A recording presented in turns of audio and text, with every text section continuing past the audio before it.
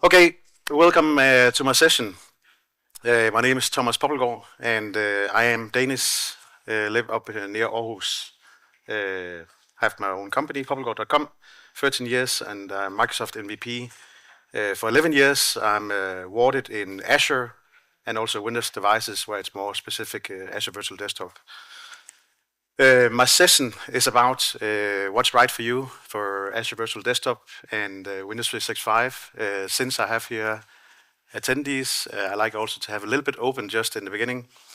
But my intent is to, if you never tried it before, to learn how can you build the stuff, and also then how can you build more technical into like DevOps, and also then how can you use third-party tools to do it more like intelligent way. But I'm a little bit curious, how many work with Azure Virtual Desktop here in the crowd today? Can I put up some hands? And then anybody using Windows 365? Yeah, and anybody using everything different than these solutions? Anything in there? Okay. All right. And how many uses infrastructure as code in here? Okay. Okay. Good. So first of all, I want to say thank you to the sponsors. They are the one who made this possible, this event. So I know I'm a speaker here, but I'm also organizer. But yeah, this is an important one to say thank you to. So let's step into and see the overview of when do you do Windows 365, when do you do Azure Virtual Desktop. If we go a little bit back in time, Windows Virtual Desktop became Azure Virtual Desktop. Then there was a product team, and then after a while they built a new product called Windows 365, and it was a different product team. But now here we are in 2026, they're actually one product team, both Windows 365, Azure Virtual Desktop, and Remote Desktop Services as well as RDS are in one. And that's part of the product group called Windows and Devices from an MVP perspective. But that also means that they are technically not like competing against each other, but again, in some ways they are. So I think it's really important first you understand when do you choose the one or the other. So if you typically look at Azure Virtual Desktop, it is a solution that people have traditionally been working with VDI. If you're familiar working with Citrix or Omnissa or other solutions like RDS, then that they potentially maybe they are familiar with how you're building solutions there. You have your flexible workloads where you can build personal machines, personal VDIs, or multi-session servers, or most specific Windows 11 multi-session or Windows Server. And also what you can do now is actually hybrid scenarios. So you can connect to your hybrid data centers, lower down the latency, connect to mainframe systems. So that's pretty new, which just got announced here actually a couple of days ago. It's public preview. So that means Azure Virtual Desktop, in my opinion, would be the legacy of delivering, but is not dying, because there was a message actually Microsoft tried to do where they tried to, we want to do everything in Windows 365, and then eventually we want to kill the AVD products.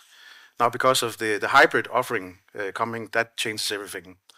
Means the AVD will be here for a long time. In my opinion, a legacy forever. But the problem about that is also it's a complex solution. It's consume-based pricing. They do have a rich experience here, but there is things which is complicated. But I want to step into that step and how you actually build it. So I want to show you guys how you build the solution in AVD. And then we have the Windows 365, which is a much more simple solution. It's a SaaS solution built on the same architecture as Azure Virtual Desktop. So understand the layer underneath it, even the entire control plane is the AVD.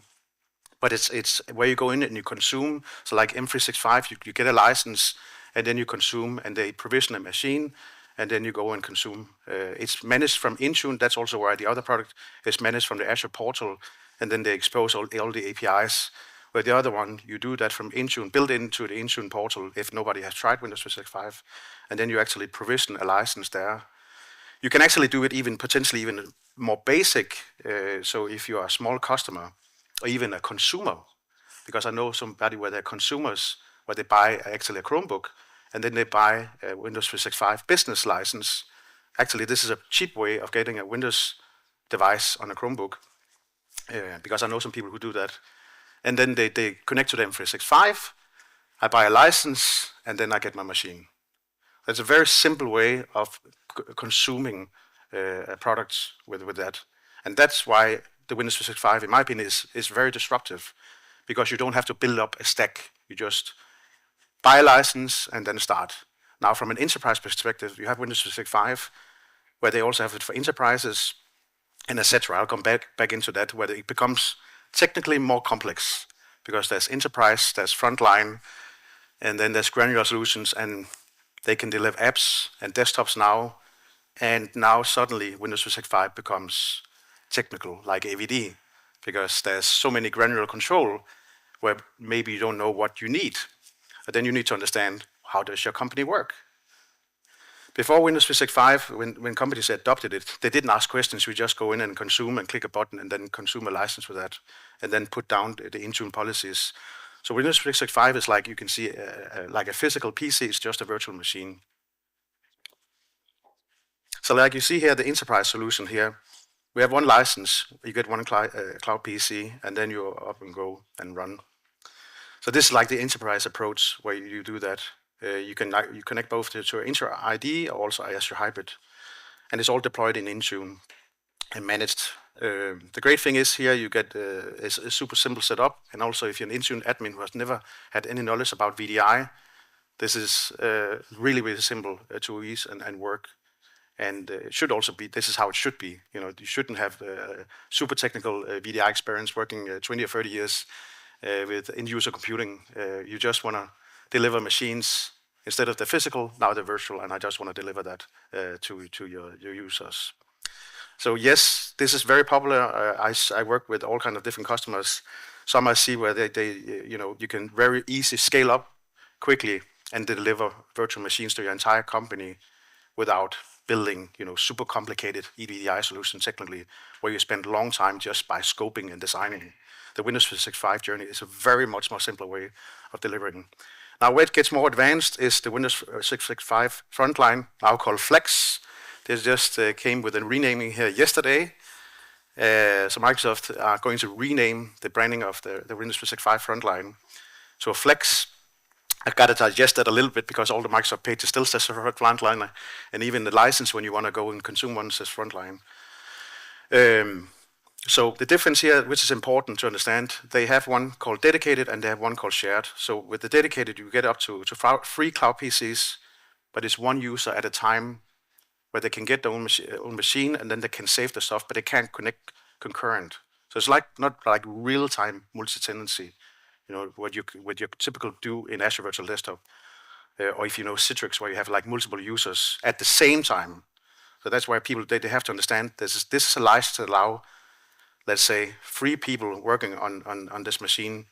Let's say if you want 100 people, and they are support help desk call, and they work in very short cycles, then the shared model might be actually one, because there's no limitation on that.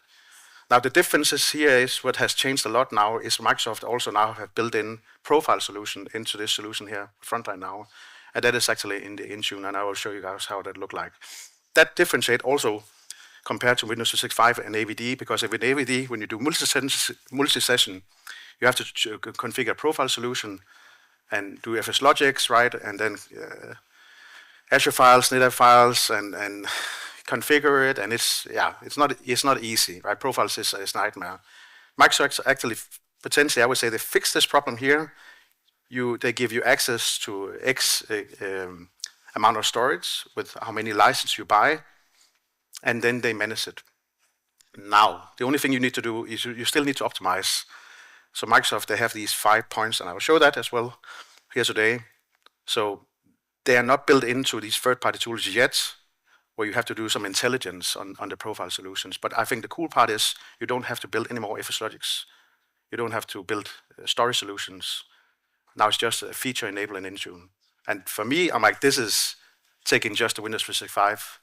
Such a technical advanced thing now is just part of the solution and offering. And that's why I think Frontline is if people still are not start using it, they should start doing it. I actually went to Malta here in October, And among the audience, most of the game companies who are working in the game scene, they're actually using Frontline they have huge help desk doing 24/7. So I don't gamble, but if you go to this website where you play poker or other things, right, then they go in and connect, and they have these huge cycle, and many of them actually using Frontline. And typical when I talk with other Windows 365, they're like, oh, we have looked at it, but we don't know actually what it is. So it's like you have to really understand what is it, right, and how can you fit into your company. That is why I think the Frontline is making Windows 365 more complicated. Because before it was simple, and now it's getting complicated. Some of the first things which is really important is also to start the conversations when you have, if you have not, are you eligible to use Windows Azure Virtual Desktop? So if you have one of these licenses from a client, there's a high chance, if you have a business premium, I'm like even the smallest companies, you should have a business premium as a minimum. I'm like, if you have standard, you even don't have Intune. So, business premium, Intune, and then we roll. But I would then say, F3, E5, etc., etc. So you might already be compliant to using AVD, and that's why since the last 5 years I work with Azure Virtual Desktop, that there's been one of the most no-brainers to start consuming. You don't need to go out and buy a license. We can we already have it, and then we just build the infrastructure and we consume in Azure. Also, why it has been a big competitor to Citrix customers, moving away from paying money to Citrix, right? And then we actually have the license already, and then you start building. So AVD that's why it's a pretty groundbreaking thing. Another thing is also this entire user experience is where you have now Windows 365 and Azure Virtual Desktop in one view. So here you can see I have my Windows 365 machine, and I'll show it. And then I have my GPU with an AMD V710 in Azure running, and I connect to that to do something different workloads. Good example on there is GPUs available for Windows 365, but the SKUs are quite expensive. With Azure Virtual Desktop, I can just give myself an AMD. I want to do, let's say, some game development, but I only need to do it 1 hour, right? So then I can turn on the machine, do some work, and then shut it down again. Now with Windows 365, you can't do that with the GPU of that. Then you have to pay. The good example on also why a company could use both examples, right? Where for Windows 365, we maybe do our daily work. For other things, let's say I want to do AI, LLM workload, then I spin up a machine that has a specific GPU. Could be that, or a lot of CPUs, of course, want to do some math or processing, right? Maybe we need to do each quarter where we process data. Could be that.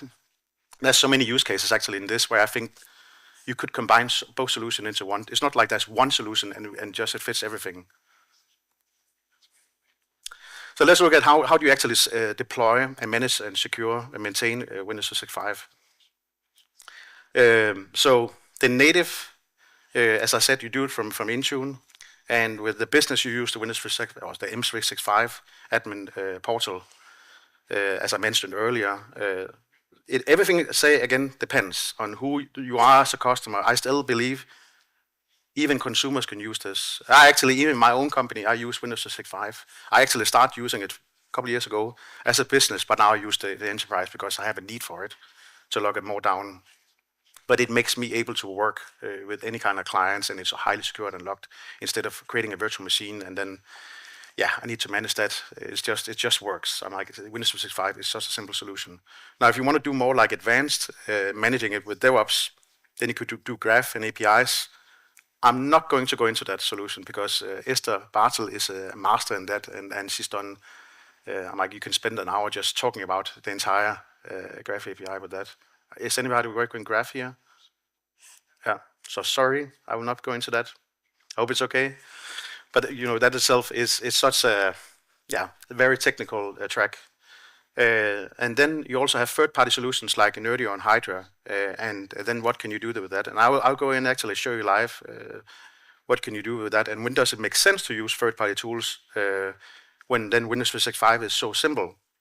And then I would say it actually all depends. Because if you can extend the Microsoft capabilities through the APIs, that's actually what the third-party tool does. That they open up and you can do more. And I want to show that what they do. With the Azure Virtual Desktop, again, you build it in from the Azure portal. I will show you how to do that. Then you have Terraform. I'll dig into that, and I think that Terraform is important. We actually have one guy here in the audience that I looked up to here 5 years ago. He was actually, you were part of that, doing with the Terraform for AVD. So in 2020, I worked with some hospitals actually doing the first Terraform with AVD. And I'm just an honor to have actually Stephen, he's here among here actually here in the crowd.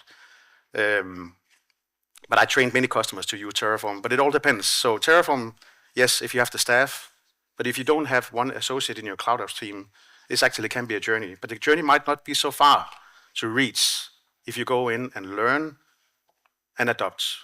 And I'm like, now with AI, that speeds us up even further. I still think Terraform, in my opinion, it is probably one of the best approaches of going in from a DevOps perspective. I know people will really be against me and say, no, Bicep, Thomas, is the right way of doing it, or Graph is the really right way of doing it. And way back, some people might say, no, ARM. Personally, I don't like ARM, but that's a different thing. Just the entire code and the quality, and if something goes wrong, the Terraform is more, in my opinion, more professionally. And you also do real-time versioning and editing, and it's just full documented. So, but I do highly recommend Terraform approach, especially with AVD environments, because you can do the entire automation and control and compliances and governance. So when you build, it gets self-documented. The problem is when you do it through native portal, you need to document the stuff. How many people document? There's a lot of people who don't document. But when you do infrastructure as code, you're actually documenting, and you're doing versioning, and you're doing changes. So some companies I work with, they actually have cloud teams for Terraform for AVD, where it gets built, it gets documented and versioned. But then they use third-party tools for the daily operation, for the support help desk, because Terraform is not good as a support tool. You know, talking with the users, getting support calls, seeing what the sessions are doing, what's happening. Even there, the native tools from Microsoft is not good, where the third-party tools actually make sense. And I'll dig into that and show you guys why these tools matters.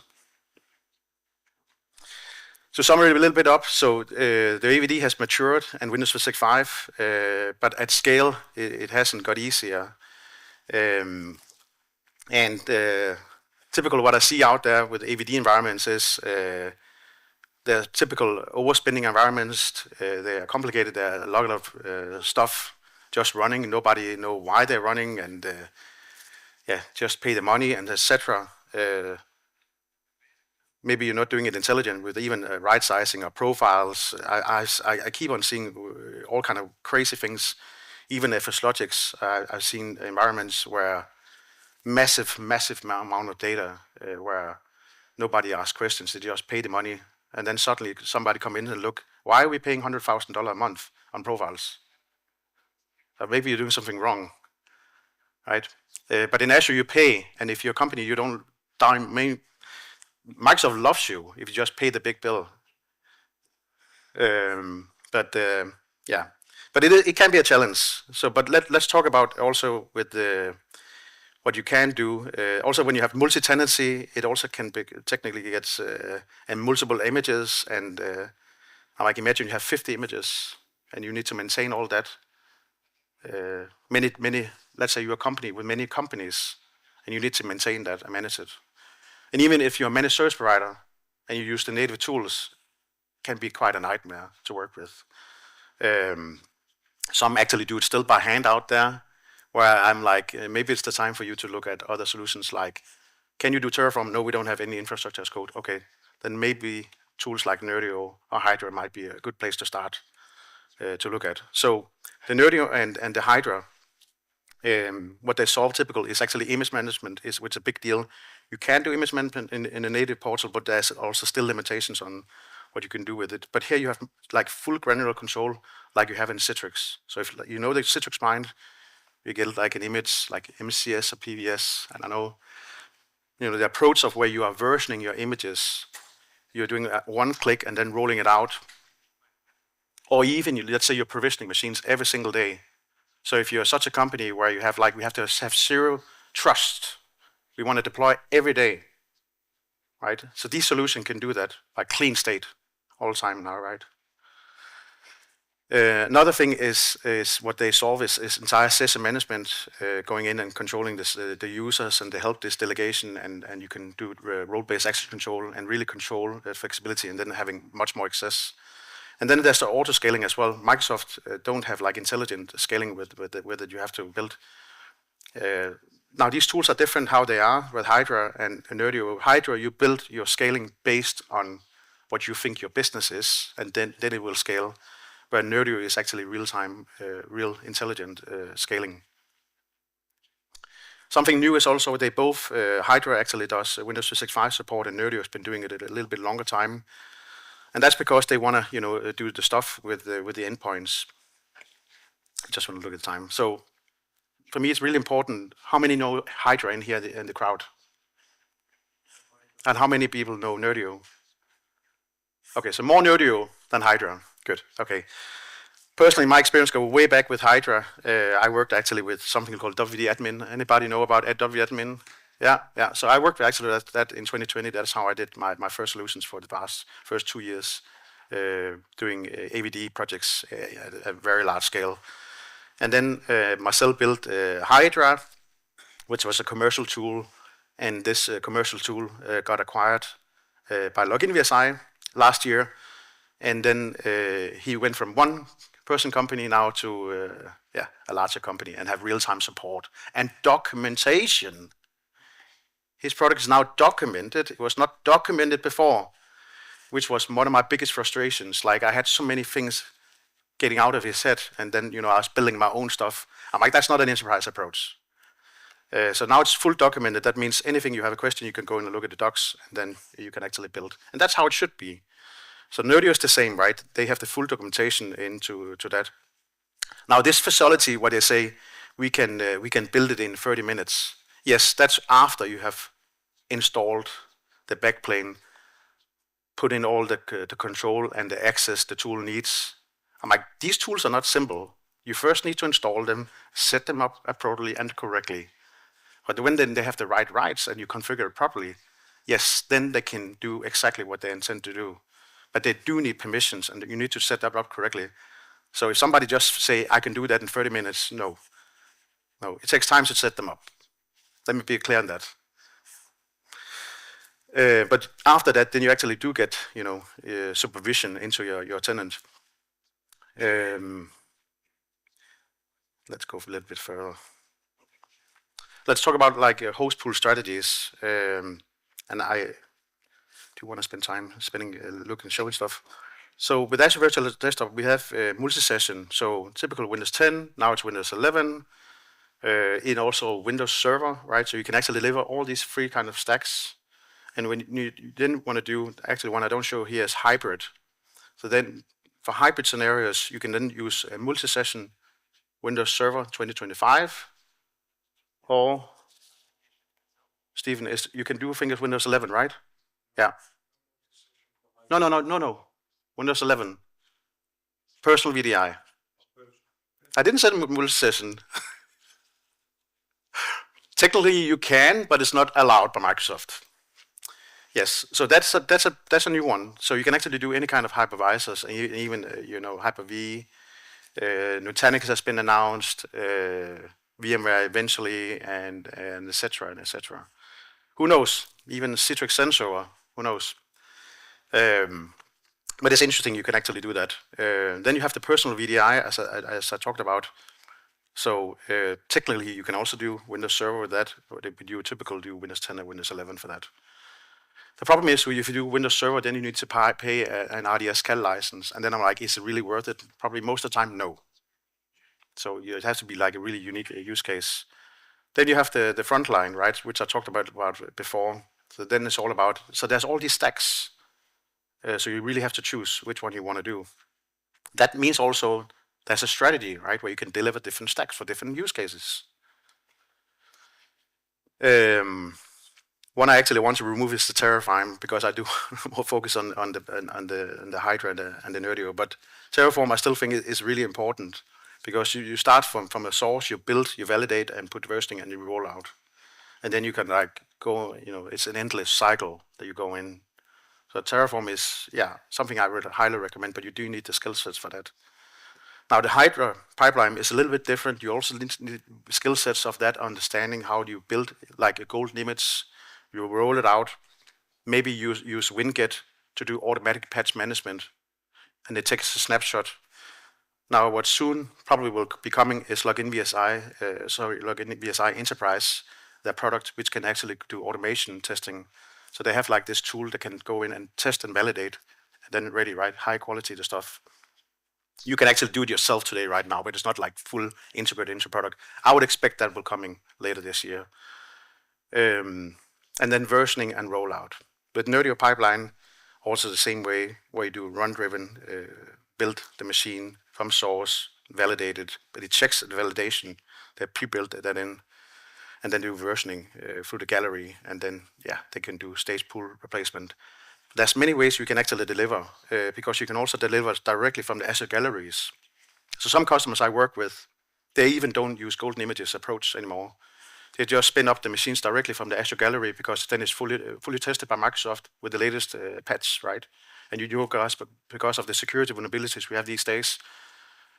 That might be approach somebody want to do from now on, where you're saying, hey, the patching, I leave that up to Microsoft. If that is going to be patched by every day, that's going to be the question mark, right? So imagine Microsoft patch that every day. Why wouldn't you then roll out an image so it's like highly super secure, and then you apply software to that after through image management? So some customers I work with, they actually do that every single day, where they deploy, put in the packages. They even don't use Intune because they can't trust Intune because of the time and delivery time. So then that's why then they use script actions within these products here. Then they get pushed in by super fast, get delivered. You could use Intune. Intune and multi-session are not the best friends. There's some no. That could change. No? Are you saying no? Okay. Anyways, but then you have to look differently at it. Let's see here.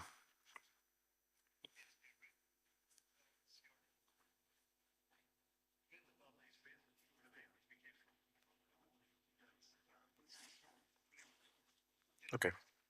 Tell me if it's too small, because I'll zoom in. And how is it? Okay. Okay. How many have seen Azure Virtual Desktop, the native portal? Okay. So what I really like about it is Microsoft actually has done a better job compared to back in the days where you have to build everything you own yourself, and now it's actually a modern approach, and you can use these quick guides to then actually start going and build your Azure Virtual Desktop environments. So they have all these different approaches, which are actually really, really super easy and nice to work with. So let's see here.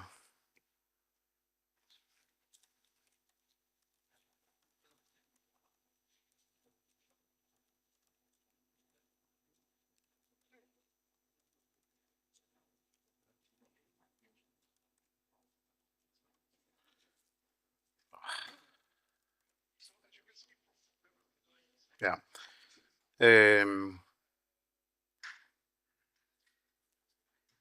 What did I do wrong? Oh my God. They're really making it simple. Before you, I'm like, it's just getting too simple. That's why I don't use these quick guides. The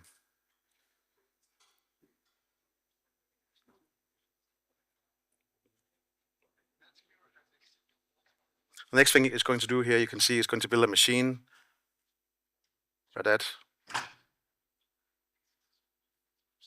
Like, this is really simple. But who would do that? It's a really good question. Who would do this? Who would use such a quick guide? Would anybody use that in here? You would use one, Casper. Because I don't know anything, any other way of doing it. And I think it actually makes nobody. So the reason I'm being provocative question, let's say a game studio, somebody want to just test and try out and build some stuff, and they have no experience. So it's like even working with AWS or even Azure, right? I'm like, sometimes you just want these quick things to build, where it's like pre-done, right? Even in Azure, in the gallery, you have these like pre-built and defined. This is the same approach what Microsoft done now here with AVD. So I kind of like what they've done here. They made it so simple because it's actually really complicated what's being done here behind the scenes. And I even got frustrated because I haven't actually tried this one new one here where you are assigned to users, but it makes sense. Now I'm actually creating here a multi-session machine, and it's applying that and it's deploying that. But let's see by time perspective. But eventually you go in, you have your machines ready, so you have your host pools. You can mix and match, have a multi-session, a single session. You can have all your different Azure subscriptions, see them by location, etc., etc. Another thing what you can do here, if you haven't seen this before, is you can publish your applications and your desktops. I do highly recommend that you use the Cloud Adoption Framework and the naming standards Microsoft has. They even have a tool that they have actually developed where you can download to your machine and then help you using a name standard. Please use that. You can use these guides, and then they will, by the quick guides, they will name stuff. But I highly recommend that you follow and do name standards, because I see all kind of weird things out there. And the more you mess it up, like you can lose total control. Please put in informations which Azure region it is being created. I'm like, you want to know where your Azure objects are being created and etc. So I know this is like an approach, but when you do Azure, then please try to adopt these kind of frameworks of best practices. Yes, with these quick guides, you wouldn't like, oh, I don't care, I just want to build. But if you want to do it enterprise grade, I would highly recommend you go in and do that. So workspaces actually consist of multiple applications. So when a user gets access to a workspace, you can have access to multiple workspaces where you see your published applications and your desktops. And already here, if somebody worked with Windows 365, they're probably lost. If they've never seen this, they're like, holy shit, this is really complicated. But if they work with Citrix, maybe then they say, oh, this looks a little bit maybe the same approach. Like where you have the delivery controllers, you put them in together from your machine catalogs, and technically that's what that is here. Then you have habitats, I don't want to spend too much time on, but where you can actually, instead of installing applications, then you can package your applications and then mount your applications to your host pools, and then they will mount them. So a little bit like AppV, if somebody's familiar with that, where you then mount a VSTX file. So removing that layer with that, but that's fully built in. And then you also have scaling built in here, so you can actually start doing a scale plan, build it all up, then use what kind of power scheme you want to do with the scaling. But again, I think it's quite simple. Now the user things, this is when you go in and you want to support the stuff. I really don't like this. I really don't like this, and that's because I come also from Citrix world. And even here today, after 5 years after they built this, I still don't like it, because it's too simple. That's my honest opinion. And does anybody work in here with AVD? Yeah. So what anybody can say? I just think this is not a good tool to do support, and that's why typical some customers they buy control or other things so where they can go in and then really see what's happening with the session and the user, and do also real-time troubleshooting. But I'm like, yes, I can see some stuff. I can see I have a session that's disconnected, that host and blah blah blah. But it gets really technical. I think it's too technical and too many jumps, like clicking in, which is also frustrating. But there is customers who actually sit and work with this every day, or they build their own other tool sets where they don't have the finances to do that. Yes, then you also have the Insights, which is monitoring tool from Azure Virtual Desktop. Okay, let's jump a little bit ahead, because I do want to show the when you build stuff in the Windows 365. So Microsoft has been changing now the field with the Windows 365. A little bit frustrating when you're actually working with it, and then suddenly they change the entire backplane for all customers worldwide. Now the cool thing is actually you have the entire overview of all your cloud machines in here. You can go in, now this is new with monitoring the cloud PCs, see how they are performing, blah, blah, blah. You can see my cloud PCs, I have 2 here in my tenant. I have Enterprise, and then I also have a Frontline that I have provisioned. before you start working with Intune, you actually, first thing you have to do is creating a provisioning policy. Then what do you want to provision to so on, and et cetera, et cetera. Do you want to have a Microsoft Managed network, or do you want to have your own VNet network? Then you apply policies, and et cetera, et cetera. Do you want to publish a desktop, or you want to publish applications? Now, the cool thing is now Windows 365 can actually publish applications. So what you see here is I have here it actually goes into the image, and then it retrieves the applications in here, and then I can go in and say, I want to take Microsoft Edge, and I want to publish this applications right now. Okay? So if I then go to my Windows app that I'm having here running in HTML5, then I got actually my Edge. So it's like that. I'm not cheating. I'm actually doing this real time. So let's do Notepad.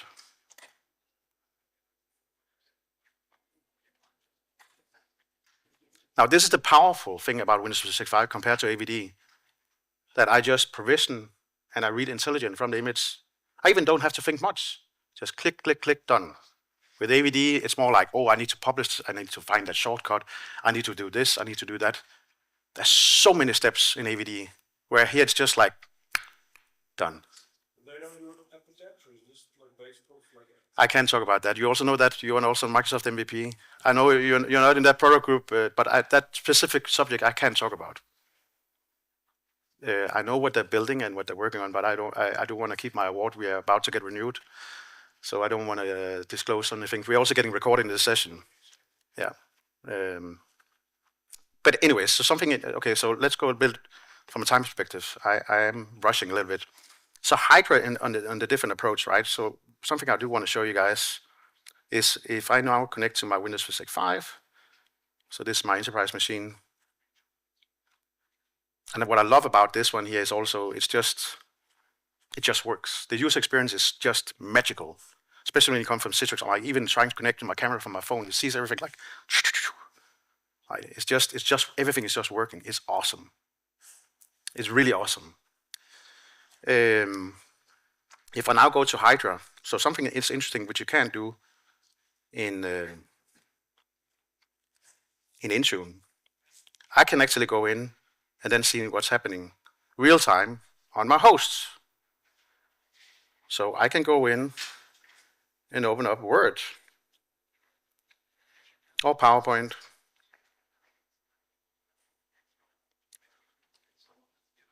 Okay.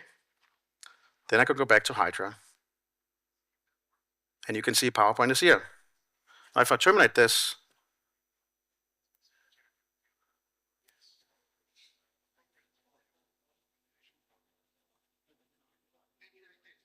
it should terminate.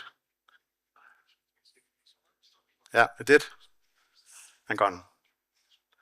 So here they have an agent you actually install on Windows 365, and then you can actually have real-time insights to what's happening on the screen. Now that's one benefit of actually Hydra that I've been using for AVD for a long time, where companies have seen real-time. But I'm like, it's interesting that they built now an agent also for Windows 365, and then you could actually see how it's working and so on. So from a help desk perspective, this tool is actually quite interesting to look at. With Nerdio, that I want to talk about. So they have a lot of things. They can also manage the stuff in Windows 365. They can actually do a lot of stuff even with Intune. That's why they are different compared to Hydra. So this is more like an enterprise grade, which is more advanced. They don't have an agent where they can do the stuff I just showed you with the real-time stuff, but they can go in and actually see, the pricing policies, the cloud apps, like you saw before. It looks more nice than the native Azure portal. I take, this one here. Then I want to publish it.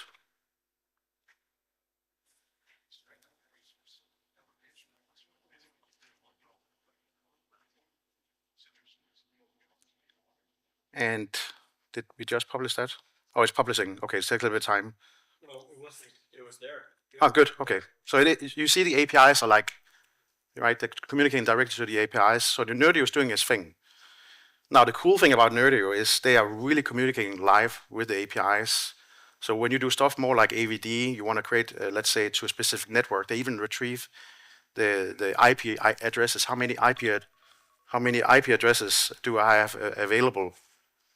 Hydra doesn't do that. Just one more minute. Something I do want to show, and I know I'm running out of time, is a lot of things I have to cover. But one of the cool things that I really like also that Nerdio has built now, they built fully monitoring capabilities. So where they're like, they are trying to simplify management and monitoring. So they do that with both your AVD session host.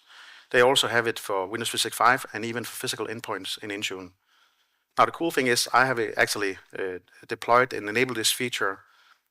I don't want to go into the pieces of that because there's a blog coming here in a couple of weeks from me, where I really go into the details, what they're building and what's happening behind the scenes. But there's a lot of intelligence things they're doing here. But here they see from an IT admin pro perspective, how is my Windows 365 machines performing?